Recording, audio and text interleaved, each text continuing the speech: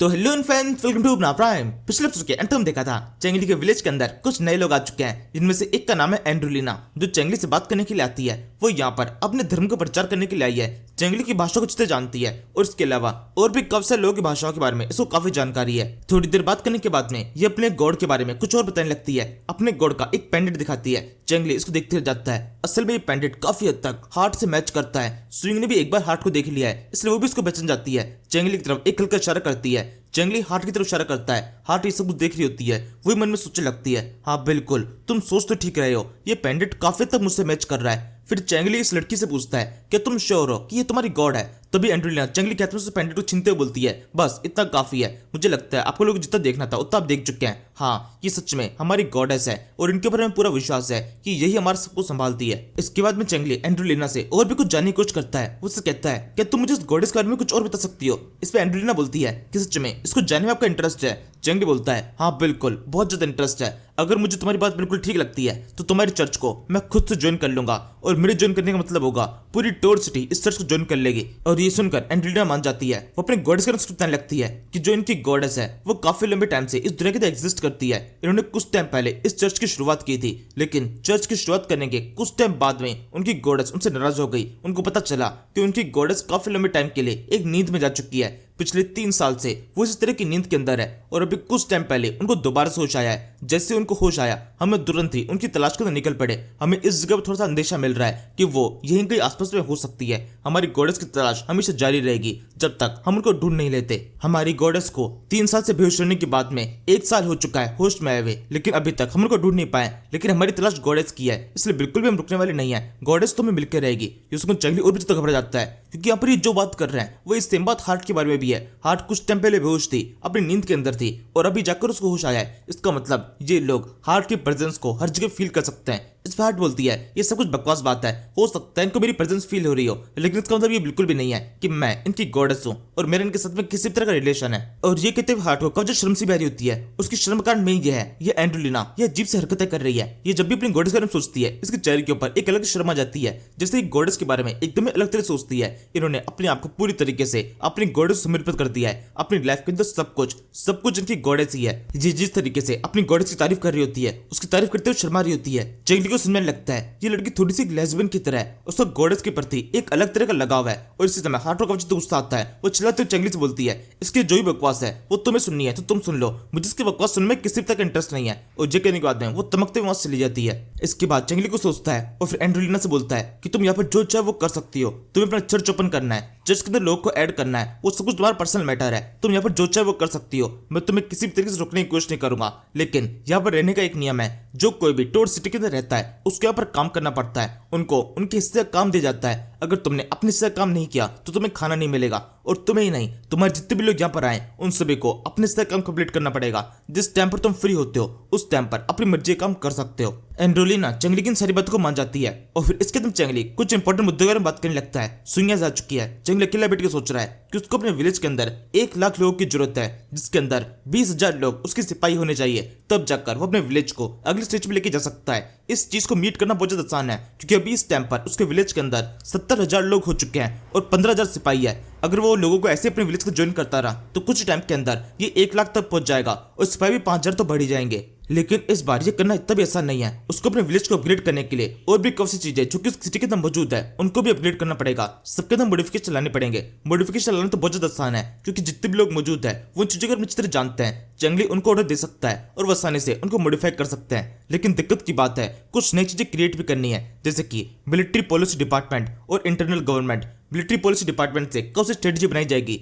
और internal government से farming की चीजें बनाई जाएगी। फार्मिंग के अंदर किस तरह की टेक्निक्स का यूज किया जाना है, किस समय पर किस तरह की फार्मिंग करनी है, और फार्मिंग के अंदर किस तरह का बीजों का यूज करना है, ये सब कुछ इंटरनल गवर्नमेंट की मदद से होगा। वैसे ये काम करना भी ज्यादा मुश्किल नहीं है। एक बार चीजों को डेवलप करने के बाद में क्वीनमैन और मेंग्यो दोनों मिलकर इन दोनों बिल्डिंग्स को आसानी से संभाल सकते हैं। अब दिक्कत की बात है एक और नई बिल्डिंग जो कि थोड़ी सी मुश्किल से बनेगी, जो कि एक प्राइवेट बैंक। चेंगली को अपने विलेज के अंदर एक प्राइवेट बैंक बनाना है और उसके अंदर खुद के नोट चालू करना है। और ये काम करना ही बहुत ज्यादा मुश्किल है, क्योंकि इस टाइम पर टोड सिटी के बहुत सारे दुश्मन है। कोई भी दुश्मन चेंगली के बनाए हुए नोटों को एक्सेप्ट नहीं करेगा।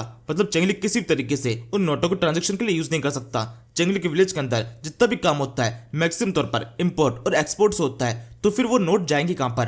अगर किसी बंदे से कुछ नोटों के बदले में कुछ खरीदने की कोशिश की तो बंदा उसे बेचने से मना कर देगा, और अगर उन नोटों के बदले में कुछ बेचने की कोशिश की तो किसी और के पास में होंगे ही नहीं, वो यहाँ पर लाएगा कैसे? इसी वजह से वो इसके लिए सिस्टम के ऊपर एक चलाने लगता है कि सब कुछ कैसे हो सकता है, किस तरीके से हम प्राइवेट बैंक को सेटअप करेंगे। फिर अगले सेकंड जब उसके फायदे के बारे में सोचने लगता है कि इससे कितना कुछ हो सकता है, इन नोटों की मदद से वो अपनी मोनोपोली क्रिएट कर सकता है। अगर मान लो बाहर के देशों ने उन नोटों को एक्सेप्ट करने से मना कर भी दिया तो भी टोड सिटी के अंदर इतना कुछ है, वो चाहे तो उन नोटों के बदले कुछ भी खरीद सकते हैं। अभी इस टाइम पर हम नोट्स की जगह पर सिक्कों का यूज करते हैं, गोल्ड के सिक्के, सिल्वर के सिक्के, जिनको बनाने में और फिर उसके बाद में इधर से ट्रांजेक्शन करने में बहुत ज्यादा खर्चा जाता है। तो कभी कभी तो ऐसा होता है लोग वस्तु विनिमय का यूज करते हैं, आपस में चीजों को एक्सचेंज कर लेते हैं, जिसमें एक का नुकसान होता है और एक का बहुत ज्यादा फायदा। लेकिन वहीं अगर इस तरह के नोट अवेलेबल हो तो इनका वो यूज कर सकते हैं। अब इसके बाद में बिल्डिंग बनाना ये डिसाइड हो चुका है। अब ये डिसाइड करना है इसको बनाने के बाद में कौन इसको संभालेगा। वो सबसे पहले सोचने लगता है स्विंग को संभालेगी, लेकिन स्विंग पहले प्रेग्नेंट है, उसके बाद करने के लिए और भी कौन से काम है। चेगली ने पूरे मार्केट का काम स्विंग के ऊपर सौंप रखा है, तो उसको एक और नया काम सौंपना बहुत ज्यादा गलत हो जाएगा।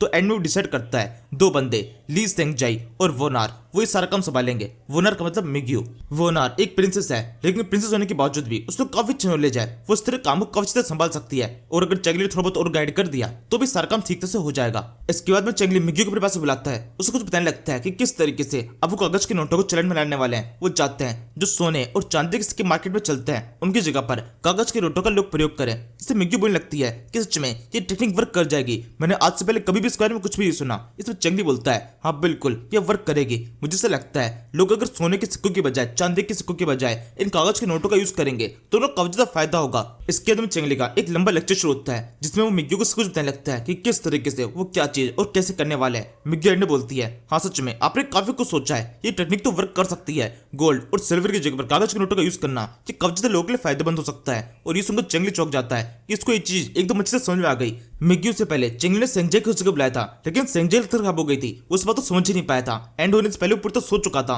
उसको दिमाग घूम चुका था। लेकिन सर ये चीज मिग्यू के साथ में नहीं है, मिग्यू पूरी बात अच्छी तरह समझ चुकी है और उसके बाद में काफी सारे आइडिया भी है। फिर चेंगली की बोलता है अब यहाँ पर केवल दिक्कत की बात एक ही है, इन नोटों को हम बना तो देंगे लेकिन उसके बाद में लोगों के लिए चलन में लाना इसको काफी मुश्किल होने वाला है, लोग इनका यूज नहीं करेंगे। मिग्यू बोलती है ये बात तो बिल्कुल ठीक है, क्योंकि जो गोल्ड होता है वो हर जगह एक्सेसिबल होता है, चांदी भी हर जगह एक्सेसिबल है, आसानी से वो किसी भी जगह पर जाकर उनका यूज कर सकते हैं। लेकिन जो ये कागज के नोट होंगे वो तो केवल हमारी सिटी के अंदर ही है, हमारी सिटी में वर्क करेंगे तो उनको आसानी से चलन में लेके आना थोड़ा सा मुश्किल होने वाला है। चेंगली कहता है ये चीज एक्सपेरिमेंट की तरह है, हमें धीरे धीरे करके शुरू करना पड़ेगा और सब जगह पर इनको पॉपुलर करना पड़ेगा। इसके साथ में चेंगली इसको बैंक के बारे में बताने लगता है कि किस तरीके से बैंक के अंदर उन सारे नोटों को रखा जाएगा, लोग जब चाहे तब उन नोटों को लेके जा सकते हैं और नोटों को उधार भी दे जा सकता है ताकि इनको और भी काफी सारे पैसे मिल चुके हैं। मिग्यू को ये आइडिया भी काफी ज्यादा पसंद आता है। फिर एंड में वो नए लोगों के बारे में बात करने लगती है, उन विदेशियों के बारे में जो कि अभी भी सिटी के अंदर आए थे। चेंगली सबको बताता है कि किस तरीके से उनका गॉड के अंदर बिलीव है, वो यहाँ पर आ तो चुके हैं लेकिन हमारे लिए काफी तक एक बोझ की तरह है जो कि पूरे समय अपने गॉड के अंदर लगे रहेंगे।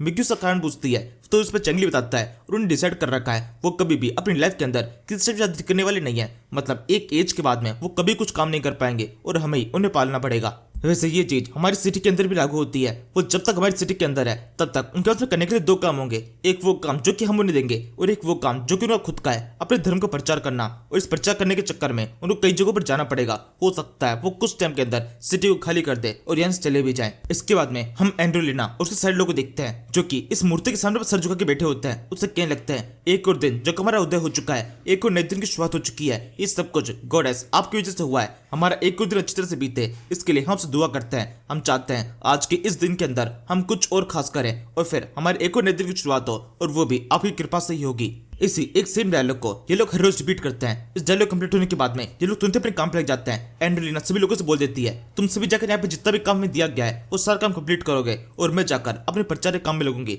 सब लोग तुरंत इस काम में लग जाते हैं और एंड्रोलिना खुद एक बुक लेकर वहां से आगे बढ़ जाती है। इस टाइम पर सिस्टम लेडी भी सब कुछ देख रही होती है। जब एंड्रोलिना रास्ते में चल रही होती है तब उसको हल्का सा एहसास होता है कि कोई तो है जो कि उसको देख रहा है। उसको अपनी गॉडेस के होने का एहसास होता है। वो और भी जोश में आगे की तरफ बढ़ते हुए तीन बच्चों को पकड़ लेती है, उनसे पूछने लगती है क्या तुम फ्री हो, मैं तुम्हें कुछ बता सकती हूँ। ये असल में फैन की बहन, स्विंग की सर्वेंट और न्यू है जो कि बिल्कुल भी इसकी बातों समझने के लायक नहीं है। इसकी बातों को चेंगली भी ठीक से समझ नहीं पाया था। तो जब ये पूरी कहानी सुनाती है कि हमारी गॉडेस इस तरह की है, इतनी कमाल की है, तीनों बच्चे कंफ्यूज आते हैं कि ये बोल क्या रही है, किसके बारे में बात कर रही है। फिर एंड्रोलिना इससे पूछती है तो क्या तुमने डिसाइड कर लिया, क्या तुम मेरे चर्च को ज्वाइन करोगे? तभी तुम तीनों बच्चे उसको जीप देकर वहां से भाग जाते हैं। उसको बता देते हैं कि नहीं, हमें तुम्हारी चर्च को और तुम्हारी किसी बात को सुनने में किसी तक इंटरेस्ट नहीं है। एंड्रोलिना चिल्लाती रह जाती है कि रुको रुको, लेकिन तीनों बच्चे रुकते नहीं है, वो तुरंत वहां से भाग जाते हैं। एंड्रोलिना थोड़ी निराश हो जाती है, लेकिन उसको पता है ये तो एक शुरुआत है, शुरुआत में इस काम की दिक्कत आती है, लेकिन धीरे करके उसकी बात समझने लगेंगे लोग। इसी के साथ में इस सीरीज का एपिसोड पे खत्म होता है। Thank you for watching.